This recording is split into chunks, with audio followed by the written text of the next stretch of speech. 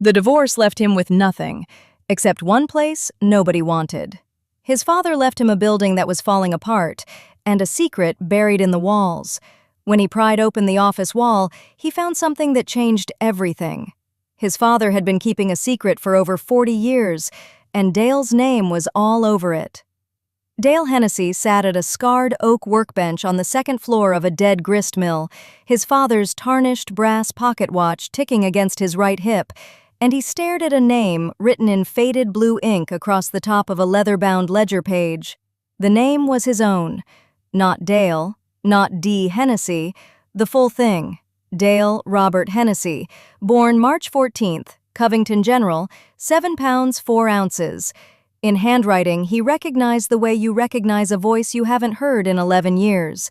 His father's hand, steady, slanted left, every letter deliberate as a man laying brick. His gray-blue eyes read the line again, then again. His broad hands, freckled across the knuckles, still calloused from decades of cabinet work, pressed flat against the page like he was holding it down, like the words might lift off and scatter if he let go. But to understand what Dale Hennessy was looking at, you have to go back 3 weeks, to the worst Tuesday of his life. The Allegheny County Courthouse sits on a hill in Covington, Virginia, and it does not care about you.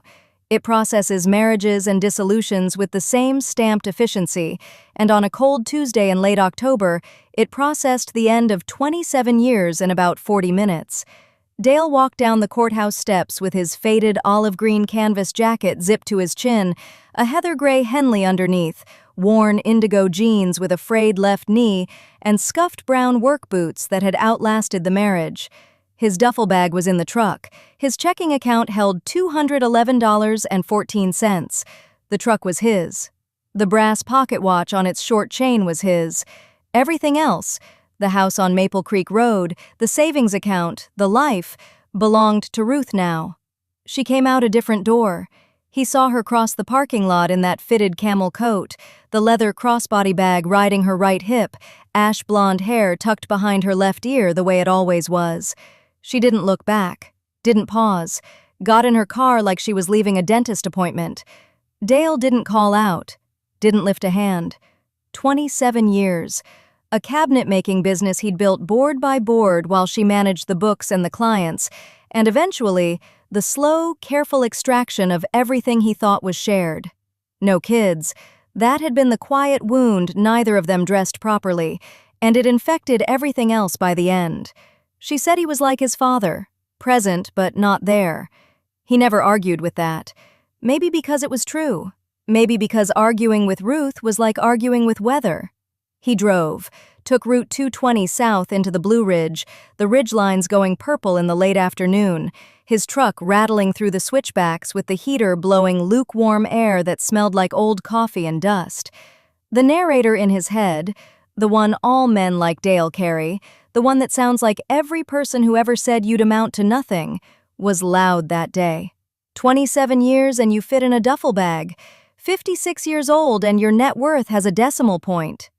His father, Emmett Hennessy, had died 11 years ago in a VA hospital in Roanoke. They hadn't spoken in the last 6 years of Emmett's life, not because of a fight, because of silence that calcified into something neither one of them knew how to break. Dale carried that the way he carried the pocket watch, always against his body, the weight so constant he forgot it was there until someone bumped against it. The call came on Thursday. A lawyer named Phelps, out of an office in Harlan, Kentucky, with a voice like he was reading off a napkin. Emmett's mill, the old stone grist mill on Clover Fork in Harlan County, had never been sold, never transferred. It had been sitting in probate limbo for over a decade, and now the county wanted it gone. Tax bill, $1,847. Dale could take possession for $1 plus back taxes, or the county would demolish the structure and bill the estate for the cost. $1 plus $18.47. Dale had $211.14. He did the math 3 times. Then he drove to a gas station in Grundy, Virginia, and took a cash advance on a card he'd forgotten he had. 29% interest. The kind of math that eats you alive if you let it breathe.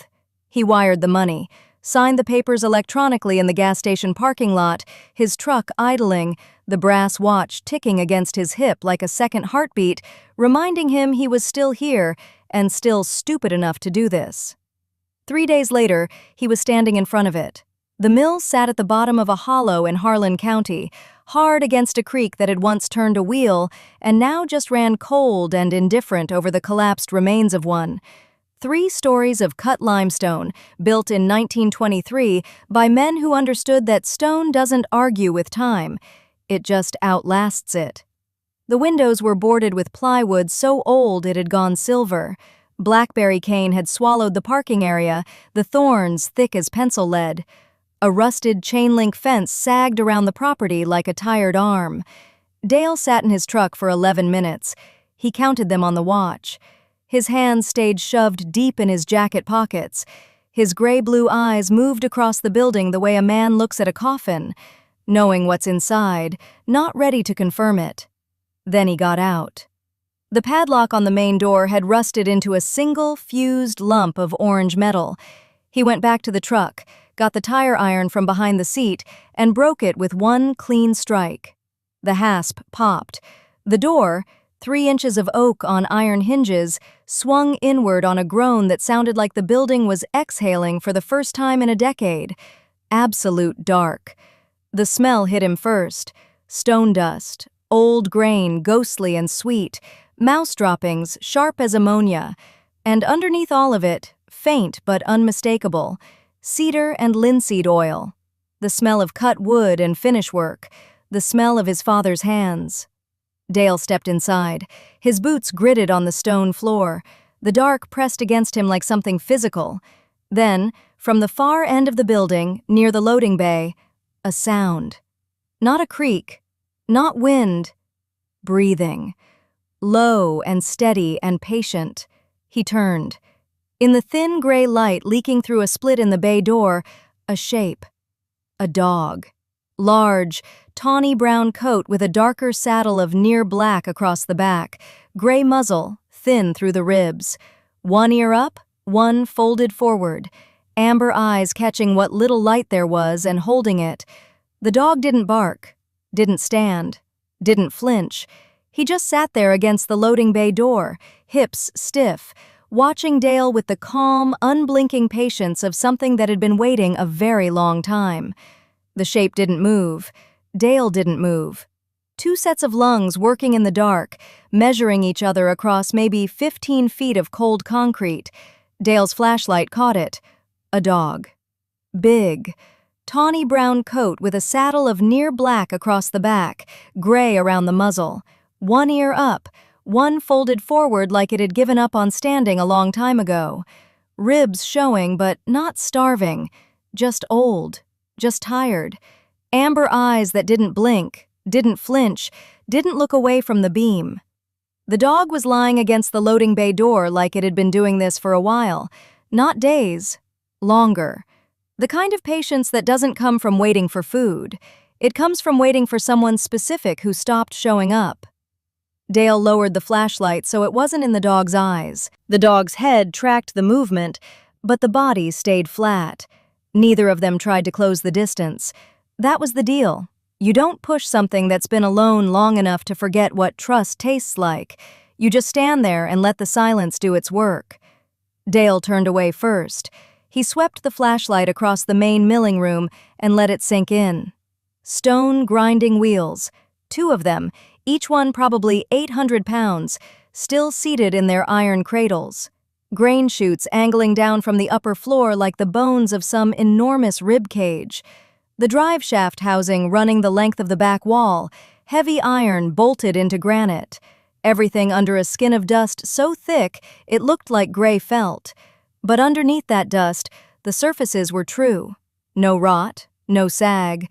The walls were fieldstone, 3 feet thick at least, fitted together with the kind of precision that doesn't exist anymore because nobody alive has the patience for it. His father built things to last. That was the one thing Dale had always known about Emmett Hennessy, even when he knew almost nothing else. Behind him, the soft click of nails on concrete. The dog was following. Dale didn't turn around. He could feel the distance, never closer than 10 feet, never farther than 20. A perimeter, a negotiation with terms neither of them had to speak out loud. Dale crouched by his duffel, fished out a can of tuna, popped the tab. Set it on the floor 6 feet to his left without looking at the dog. Then he walked to the far side of the room and stood with his back turned, running his flashlight along the stone joints. Behind him, the faintest scrape of the can moving across concrete. Good enough. The office was off the main floor, through a doorway with no door, just hinges still holding their pins. Dale stepped through and the air changed. Smaller space. Warmer somehow, or maybe just more contained. His father's desk sat against the far wall, heavy oak, scratched to hell, a rotary phone still plugged into a wall jack that hadn't carried a signal in 20 years. A calendar on the wall behind the desk, open to March 2003, the month Emmett had his first stroke. Nobody had torn the page. A coffee mug on the desk with a dried brown ring at the bottom, a coat hook by the door with a canvas jacket still hanging from it, olive drab, work-worn, the collar dark with old sweat. Dale reached out and touched the jacket sleeve, canvas under his fingers, stiff with age, cold as the stone walls. He could smell it. Machine oil and sawdust, and something underneath that was just a man, just his father. Present tense in the fibers of a jacket that had been hanging in an empty room for over 20 years, waiting the same way the dog had been waiting. Dale stepped outside, pressed the heel of his hand against his eyes until the pressure steadied him, breathed through his mouth, counted to 10. Then he went back in. Morning came gray and slow. Dale was sitting on the mill's front step with his hands wrapped around nothing when a battered blue Ford came grinding up the access road, toolbox rattling in the bed.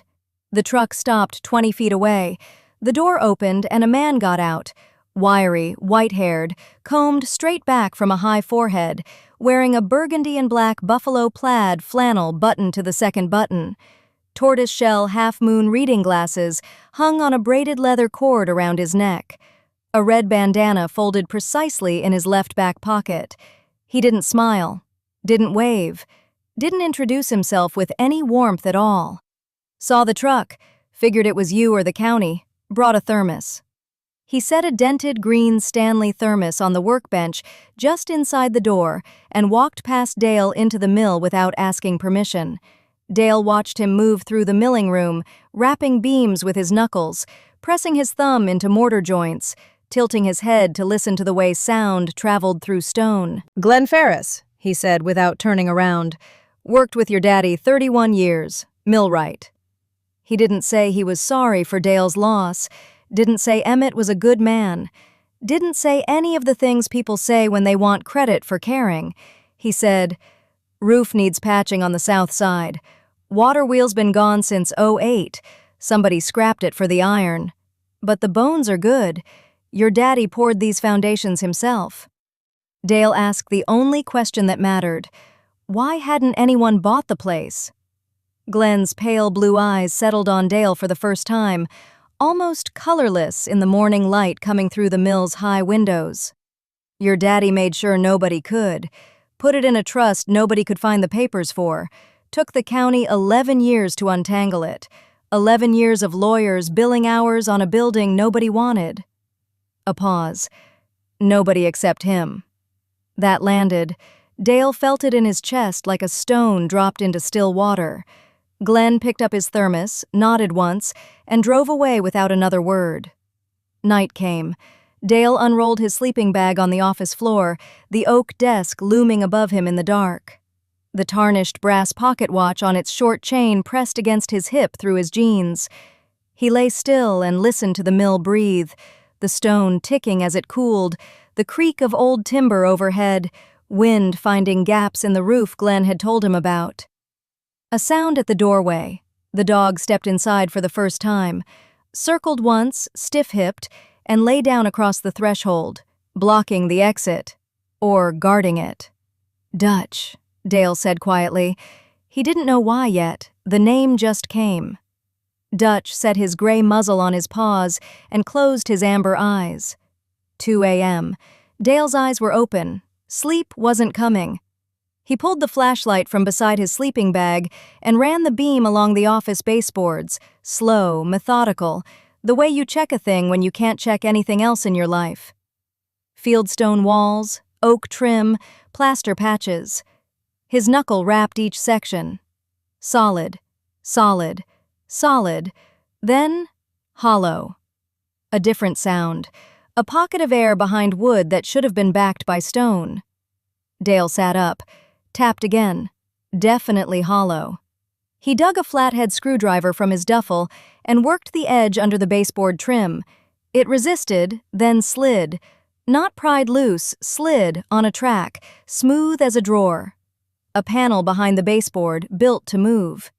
Inside, a wooden box, maybe 10 inches long, 6 wide, sealed along every seam with brown wax, the kind you melt with a candle.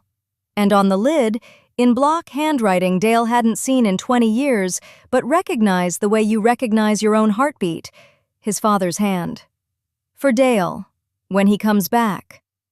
Dale sat on the office floor with the wax-sealed box in his lap, Dutch watching from the doorway, the flashlight making a yellow cone on the ceiling. His thumb traced the letters on the lid one more time. For Dale, when he comes back. The wax was old, brittle, the color of dried blood. He cracked it with his thumbnail, and it fell away in flakes that landed on his jeans like rust. Inside the box, 15 envelopes. White, standard, the kind you buy in a 20-pack at a post office that's open 3 days a week.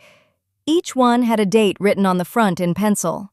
The first, November 9th, 2003. The last, November 9th, 2014.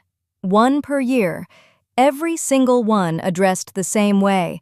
Just Dale in block letters, no last name, no return address, no stamp. They were never mailed. They were never meant to be mailed. They were meant to be found. November 9th, his birthday. Emmett Hennessy had written his son a birthday card every year for 12 years, starting the year of his stroke, the stroke Dale didn't find out about until 3 weeks after it happened, and ending the year Emmett died. 12 cards, 12 years, sealed in wax in a wall. Dale opened the first one. The card itself was plain, cream-colored, no illustration. Inside, Emmett's handwriting was steady and upright, the way it always was, the hand of a man who'd spent decades writing invoices and work orders on carbon paper. He wrote about the mill, about a section of the west wall that needed repointing, about the weather that October, how the maples turned 3 weeks early, and he'd never seen the ridge so red. He wrote about a fox that had taken up residence under the loading dock, a vixen with a torn ear, and how he'd been leaving scraps of ham out for her because she looked like she'd had a hard year. He did not mention the stroke. He did not mention the left side of his body that no longer worked the way it used to. He did not ask Dale to visit. He did not ask Dale for anything at all. He signed it, "Your father, who is proud of you whether you know it or not." Dale set the card down on the concrete floor. He pressed the heel of his hand against his eyes, hard, until the pressure pushed the light into streaks behind his lids, and he held it there. Dutch shifted in the doorway. The flashlight hummed against the silence. He read forward through the years. 2005. The fox had kits, 4 of them, and Emmett named the boldest one Copper. 2007. The furnace in the break room finally quit, and he switched to the wood stove full-time. 2009. The handwriting had changed. Not collapsed, not yet, but the letters leaned now, drifted rightward, the pen pressing harder as if Emmett was fighting the paper for control. 2011. Shorter, half a page instead of 2. He wrote about the sound the creek made in December, how it talked to itself under the ice. He wrote that he'd been thinking about Dale's mother, about the way she used to hum when she hung laundry, and that he was sorry he never talked about her enough when it might have mattered. He signed it the same way. Every single card. The same closing line. "I am proud of you, whether you know it or not." The last card, November 9th, 2014. 3 words in handwriting so shaken it barely held the line. "Come home, son." Emmett Hennessy died 4 months later, in March of 2015.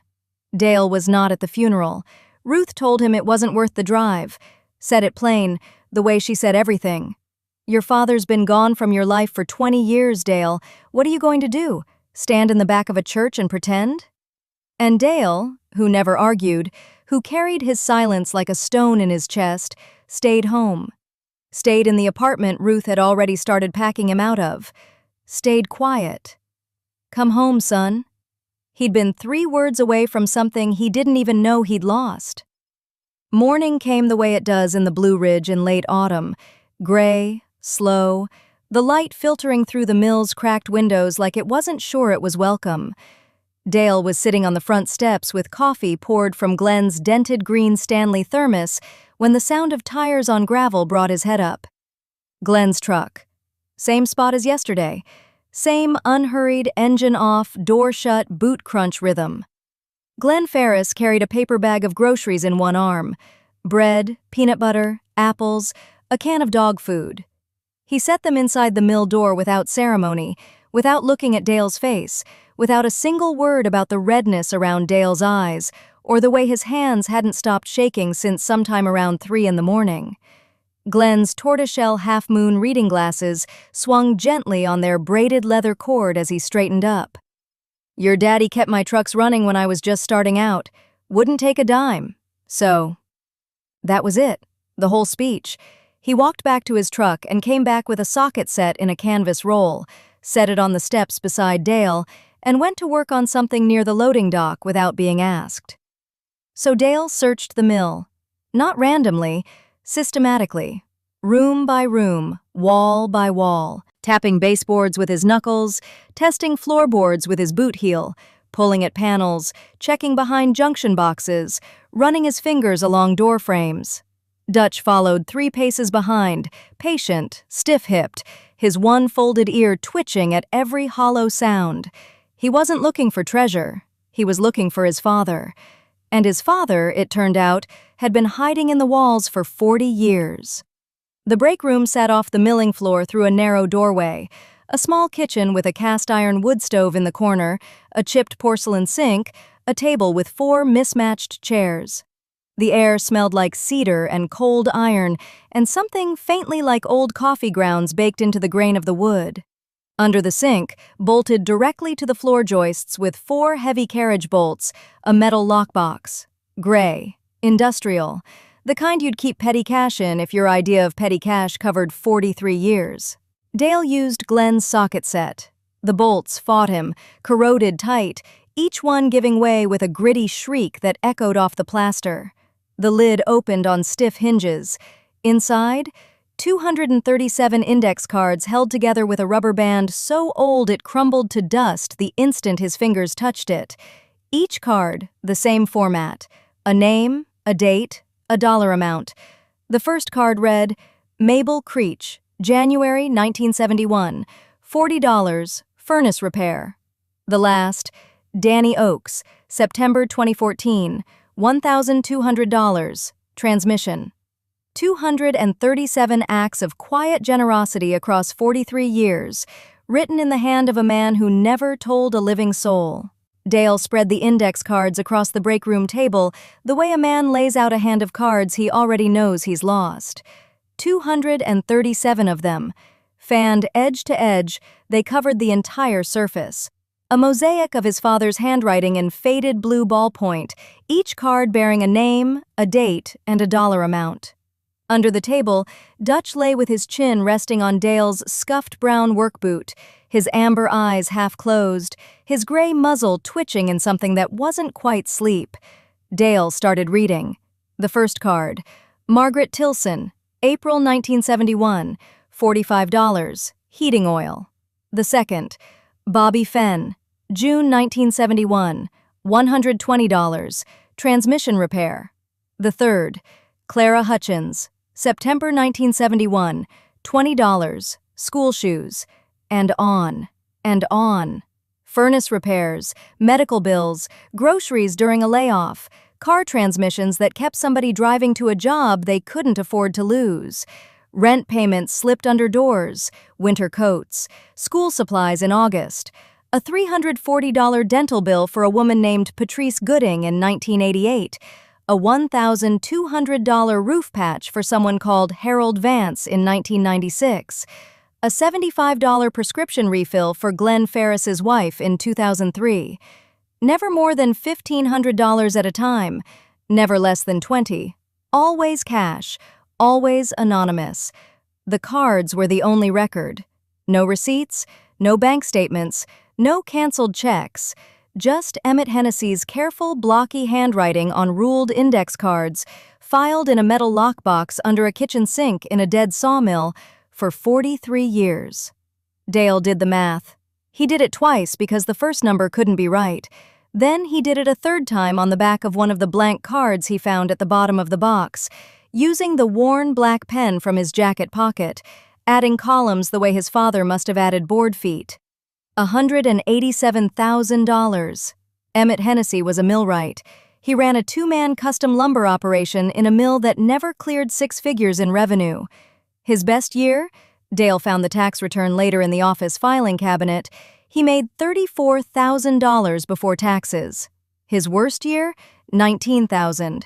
And across those 43 years, he gave away $187,000. More than 5 full years of his own wages, one envelope at a time, to people who never knew his name was behind it. That's not generosity, that's architecture. That's a man building something invisible with his bare hands for 4 decades and never once standing back to admire it. Glenn came by that afternoon with his dented green Stanley thermos and a bag of hardware from the supply store in Dalton. Dale didn't say anything. He just gestured at the cards spread across the table. Glenn set the thermos down. He put his tortoiseshell reading glasses on, the ones on the braided leather cord, and leaned over the table. He read for a long time. His lips moved on some of the names. His face changed on others. Then he went quiet. Not thinking quiet, the other kind. "I knew he helped people," Glenn said finally. "I didn't know he kept score." He reached down and picked up one card, held it between his thumb and forefinger like it might crumble. Glenn Ferris, March 1979, $600, truck engine. He stared at it. "He told me the part was defective, and the dealer refunded it. That son of a bitch." Glenn's eyes were wet, pale blue, almost colorless in the light from the window, and wet. He put the card back on the table with the precision of a man placing a tile in a floor he didn't want to crack. Then he walked outside. Dale heard the mill door close. He didn't follow. Some things a man needs to do alone, and standing in a parking lot, pressing the heel of your hand against your eyes until the pressure steadies you, is one of them. Dale went upstairs. The second floor of the mill was the old grain storage loft. Low ceiling, wide plank floor, the smell of cedar and dust and something faintly like linseed oil baked into the wood by decades of summer heat. Along the far wall, tongue and groove paneling that didn't match the rest. Dale ran his fingers along the seam, found the nail heads, 16 penny nails, driven flush, painted over. Someone had sealed this panel shut and meant it to stay that way. He went back down for a pry bar. Behind the panel, a cavity in the wall about 18 inches deep. Inside, a single manila folder. On the tab, in Emmett's handwriting, one word, Dale. His hands were steady when he opened it. They didn't stay that way. Court documents, dated 1987. A custody petition filed in the Circuit Court of Catoosa County, Georgia. Petitioner, Emmett Ray Hennessy. Subject, Dale Emmett Hennessy. His father had petitioned for full custody after Dale's mother left. Not asked, not suggested. Petitioned, hired a lawyer, filed motions, showed up in court. The petition was denied. Dale turned the page. Witness testimony, Ruth's parents, the people who had taken Dale in as a young man, the people who later became his in-laws, the family he married into and then lost. They had testified against Emmett. Called him unstable. Called him unfit, said the boy was better off without him, said Emmett chose the mill over his son and couldn't be trusted with a child's welfare. The denial was stamped and signed. 2 years of legal proceedings, $4,200 in legal fees. Dale found the payment receipts paperclipped to the back of the folder. $4,200 from a man who never made more than $34,000 in a year. He was told his father abandoned him, that Emmett didn't want him, that Emmett chose sawdust and solitude over his own son. Every person who ever said it, Ruth, Ruth's mother, Ruth's father, the story Dale carried in his chest for 35 years like a stone he swallowed and couldn't cough up, every single one of them was wrong. Or lying. Or both. Dale sat on the loft floor with his back against the wall. He held the custody petition against his chest, the tarnished brass pocket watch on its short chain pressed into his hip, his father's watch, his father's papers, his father's mill. Dutch climbed the stairs, slow, stiff, his hips clearly bothering him, one ear up and the other folded forward, that patient amber gaze finding Dale in the dim light of the loft. He lay down beside him, pressed his gray muzzle against Dale's knee. Have you ever held something in your hands that proved someone loved you before you even knew you needed it? Dale Hennessy held it for 45 minutes without moving. When he finally came downstairs, the light through the office window had gone amber with late afternoon, and through that window, coming up the gravel road in a cloud of pale dust, a black SUV. It stopped near the loading bay. The driver's door opened. A tall man stepped out, charcoal wool overcoat, polished black Oxfords, a slim black leather portfolio tucked under his left arm. Craig Weldon. Dale watched from the window as the man straightened his coat and scanned the mill facade with the appraising look of someone pricing lumber by the board foot. And Dale knew exactly what this was. Craig Weldon walks toward the mill door with the confidence of a man who has never been told no by anyone who mattered. And you can see it in every detail.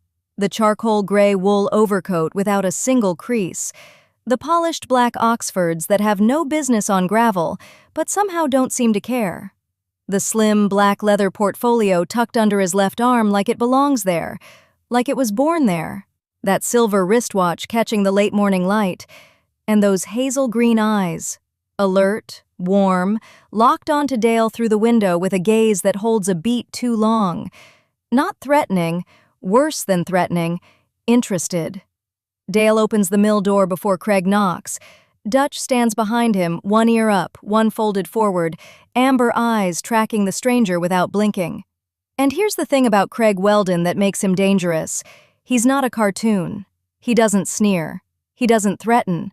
He walks in, looks up at the exposed timber ceiling, runs his fingertips along the stonework beside the doorframe, and says, genuinely, with something close to reverence, "God, this masonry.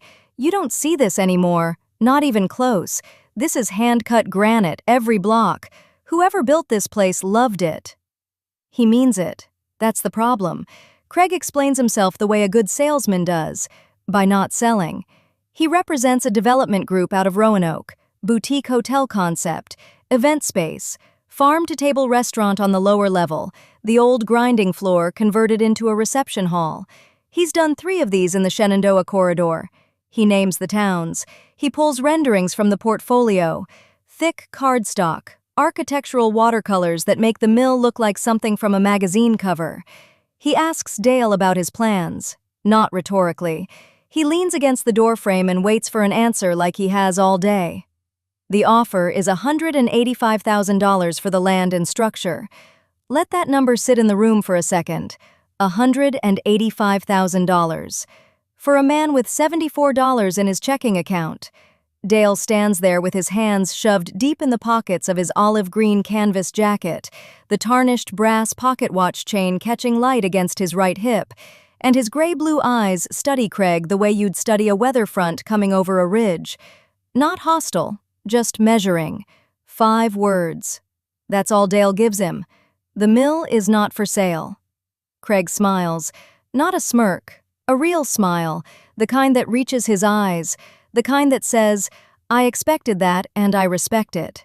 He doesn't push. He slides a business card from the portfolio and sets it on the window ledge. Heavy cream stock, embossed lettering you can feel with your thumb.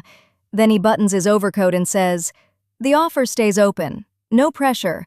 But the county tax assessment alone is going to eat you alive, and I'd hate to see this place go to demolition when it could be something. He's not wrong. And the audience knows it. And Dale knows it. And that's what makes Craig Weldon the most dangerous kind of opponent. The kind who tells the truth and lets it do the work. Now let me lay out the math, because the math is the real antagonist here. Dale started with $211 in checking after the property transfer fees. $47 went to gas, 2 fill-ups of the truck at the station in Dawson Gap, $12 to food, crackers, peanut butter, canned soup, a bag of apples from the IGA. And then the back taxes, $1,847 in delinquent county property tax that Harlan never paid in his last year, charged to a credit card Dale found in the bottom of his duffel bag. 29% interest. He's carrying that now like a stone in his chest. $74 in checking. The mill needs a new roof, $8,400 minimum, and that's with salvaged tin and volunteer labor. Electrical rewiring, $3,200. Plumbing to make the bathroom functional, $2,100. Added up, that's $13,700 he doesn't have and can't get. Craig's $185,000 would solve every problem Dale Hennessy has ever carried, every single one. And that's the thing about Craig Weldon. He wasn't lying. He wasn't cheating. He was just offering a man drowning a very nice life raft. The question was what Dale would have to let go of to climb aboard. Days pass. Dale works on the mill with hand tools because hand tools are free. He patches the southwest corner of the roof with salvaged tin he pulls from a collapsed shed behind the wheelhouse, bending it flat with a rubber mallet, nailing it down with roofing tacks. Glenn brings in a coffee can. He clears the water wheel channel of 40 years of silt and dead leaves, standing thigh-deep in water so cold his legs go numb. He replaces 3 panes of window glass with pieces Glenn cuts from old storm windows in his garage. Glenn shows up every morning with the green Stanley thermos and doesn't ask questions. He just works. Tortoiseshell half-moon glasses on the braided leather cord, red bandana folded in his left back pocket, hands that never stop moving and never waste emotion. Dutch follows Dale room to room, stiff-hipped, patient, lying down wherever Dale stops and watching the door like a sentry. The work is slow. The money is running out. Then Ruth calls. She's heard about the developer's offer through mutual friends, the kind of mutual friends who stay mutual by trading information like currency. Her voice is clipped, precise, the way it always gets when she's already decided the conversation. She tells Dale he's being sentimental and stupid, that the mill is a pile of rocks his father cared about more than his own family, that he's 56 years old with nothing and he's choosing nothing again. Dale listens. He holds the phone against his ear and watches Dutch sleeping in a stripe of afternoon light on the grinding floor. When Ruth is done, he says, "Those are your words, Ruth, not mine." He hangs up. That was the last time Ruth Hennessy called the mill. Now, if you've made it this far, stay with me, because this next part is the scene that matters most. 2 a.m. The mill is silent except for the creak outside and the wind finding gaps in the stone. Dale sits at the break room table under a single bare bulb. Craig's card is in his right hand. His phone is in his left. $74. He's done the math on a napkin, scratched it out in pencil like a man writing his own sentence. At this rate, gas and food alone, he'll be at 0 in 9 days. He cannot fix the roof. He cannot pay the taxes. He cannot eat. Craig's number is 10 digits that would end all of it. His thumb is on the keypad. The first 3 digits are already entered. Then Dutch, lying in the hallway, nudges a baseboard panel with his nose, a panel Dale hasn't checked yet. It shifts. There's something behind it. Dale sets the phone down and crosses the hallway to where Dutch is nosing the loose baseboard panel, and the doubt burns away like a wick catching. The old dog's nails click against the floorboards as he backs up, one ear folded forward, the other standing straight, amber eyes locked on the wall like he's been waiting for Dale to figure this out. Dale drops to his knees. The baseboard isn't nailed. It's fitted, tongue and groove, slotted into place the way a man builds something he wants found. Eventually. By the right person. He pulls it free. Behind it, a cavity in the wall about the size of a bread box, and inside that cavity, a heavy canvas bag cinched with a leather cord. It's military surplus. Old.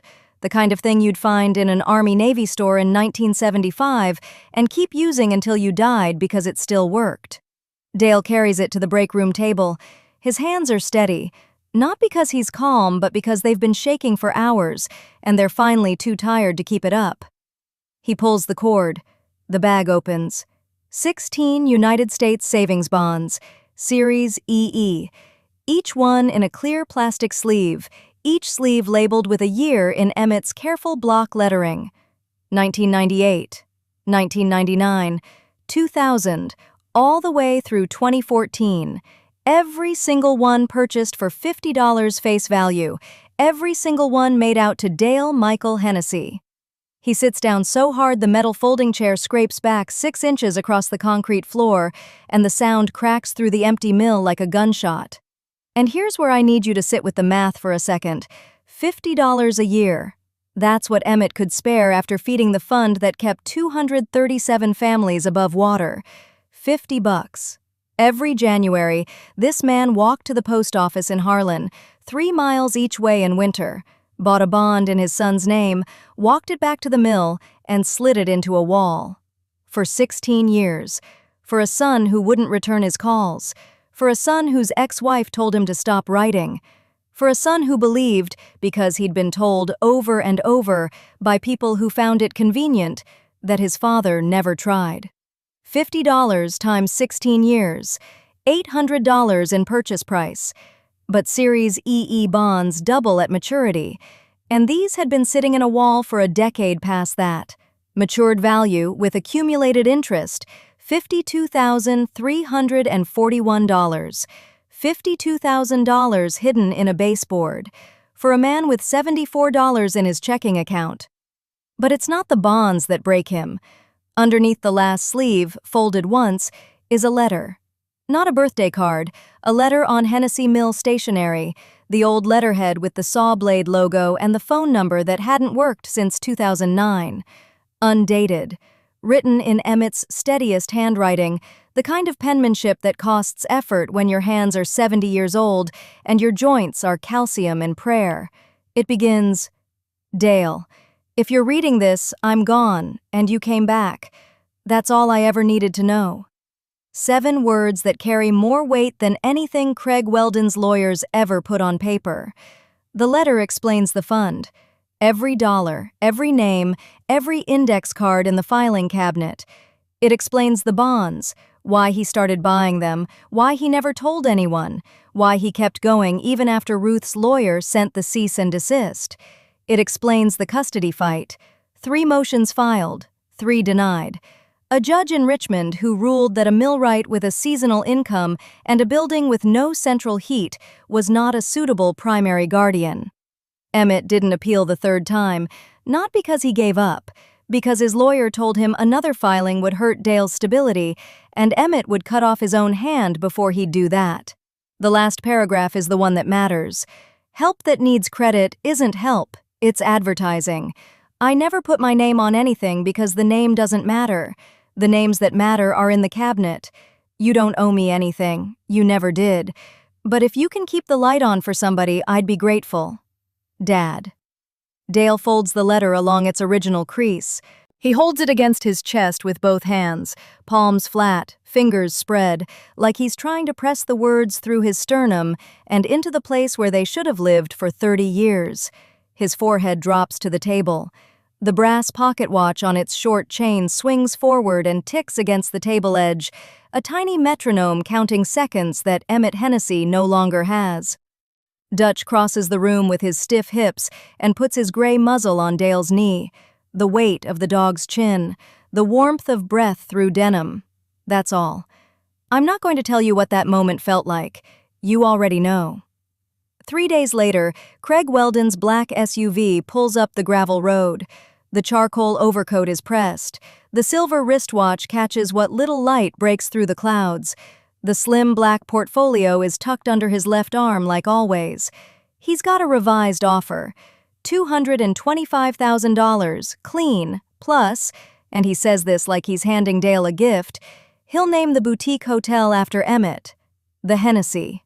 Gold lettering. A plaque in the lobby. A genuinely good deal. The kind of deal that makes a listener think, honestly, I might take that. Dale doesn't argue. He never does. Instead, he walks Craig to the filing cabinet and opens the top drawer. 237 index cards. He sets them on the table in a single stack. Craig picks them up the way you'd pick up a deposition, already reading for leverage, already looking for the angle. But there is no angle. There are just names, dates, dollar amounts, families, decades. Craig's hazel green eyes move faster at first, then slower, then stop. His jaw tightens. The birthmark on his right jawline darkens as blood rises under the skin. Dale reaches into the stack. He doesn't search. He already knows which card. He pulls it out and holds it across the table without a word. Robert Weldon, June 1983, $2,400, tuition. Craig's father. Emmett Hennessy paid for Craig Weldon's father's trade school tuition in 1983. The reason Robert Weldon became a licensed electrician, the reason the Weldon family had a business, the reason Craig Weldon went to college, the reason Craig Weldon had a development company at all. Craig didn't know. He walks outside. He sits on the mill steps in the rain, the slim black portfolio closed on his knees. The index card is in his hand. Rain dots the ink. He doesn't cover it. He doesn't move. For a long time he doesn't speak, and when he finally does, it's quiet, and it's to no one. He paid for my dad's school. Craig Weldon had come to buy a building. He'd found out he was standing in the reason his family had anything at all, and the fight goes out of him like air from a tire. The next morning, Craig Weldon's black SUV comes up the gravel road one last time, but this time there's lumber in the back. $4,200 worth of milled oak and pine, ordered through Glenn's hardware contact, no name attached to the invoice. Craig doesn't come inside. He doesn't leave a card. He doesn't say a damn word to Dale. He backs the SUV up to the loading bay in that charcoal overcoat and those polished black Oxfords, and he helps Glenn unload every single board, plank by plank. His hands, those manicured hands with the faint freckles across the knuckles, gripping rough-sawn oak like a man who's forgotten he doesn't do this kind of work. The slim silver wristwatch catching the morning light as he stacks pine against the bay wall. And when the bed is empty, Craig Weldon climbs back in his SUV and drives away without looking at the mill, without looking at Glenn, without looking back. Glenn stands in the loading bay, the dented green Stanley thermos hanging from his right hand, those tortoiseshell half-moon glasses pushed up on his forehead. He watches the SUV disappear down the valley road, the taillights winking once around the curve. "Huh," Glenn says. That's all. Over the following weeks, people begin arriving at the mill. Not in groups, not organized, one at a time, the way rain starts. A single drop, then another, until you realize you're standing in it. An elderly woman named Mabel Creech shows up on a Tuesday morning with a casserole dish wrapped in a flour sack towel. She's 81 years old, and she drove 14 miles on a road that should have shaken her Buick apart. She sets the dish on the break room counter and looks at Dale, at the faded olive green jacket, the gray-blue eyes deep set under those heavy brows, the sandy hair going gray at the temples, and her chin trembles once before she steadies it. "Emmett fixed my furnace in '71, she says. "I was 24 and I had nothing. Tell me where to start." 3 days later, a man named Danny Oakes backs a flatbed up to the loading bay with a transmission jack strapped to the bed. Thick hands, grease under every nail. He shakes Dale's hand once and says, "Your daddy rebuilt my truck, $1,200. Never told me where the money came from." A woman drops off a quilt with a note safety-pinned to the corner. "Welcome home, Emmett's boy." Each one is a name from the index cards. Each one is a debt repaying itself across decades. And Dale stands in the doorway of the mill every time, the tarnished brass pocket watch catching against his belt loop, Dutch stiff-legging it to the door beside him with that one folded ear and that gray muzzle. And he doesn't say much. He nods. He accepts the casserole, the jack, the quilt, the firewood, the socket set, the coffee. He writes their names down in the new logbook.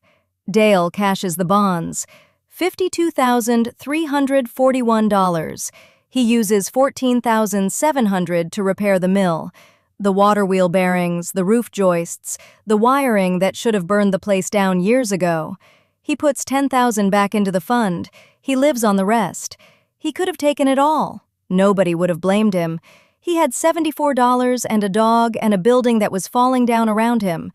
But Dale Hennessy had read 237 index cards and a letter from a man who believed that help that needs credit isn't help. So he kept $27,641 and gave the rest back to the thing his father built.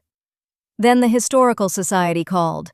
Regional outfit, good reputation, museum exhibition. They wanted the index cards. They wanted Emmett's journals. They wanted the birthday cards and the court documents and the letter. $47,000. Proper preservation. Recognition. $47,000. When you have nothing, that number has a sound. It sounds like heat in January and a truck that starts and food that isn't peanut butter. Dale heard it. He let it pass.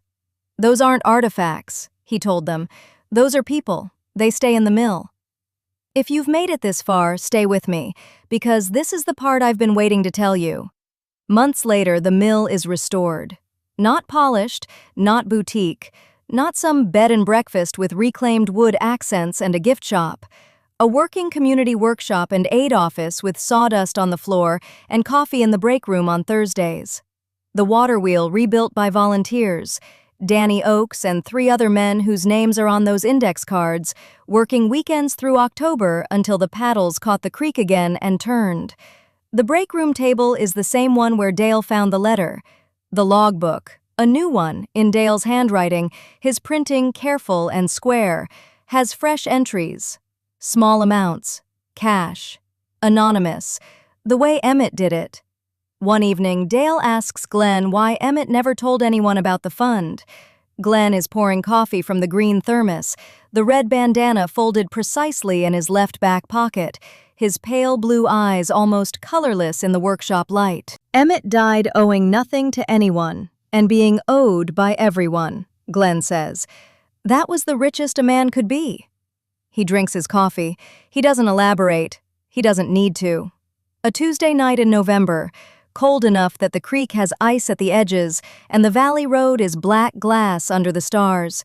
A car pulls up the gravel, engine knocking, right taillight cracked, exhaust white in the cold, curling up past the windows like the car is breathing its last.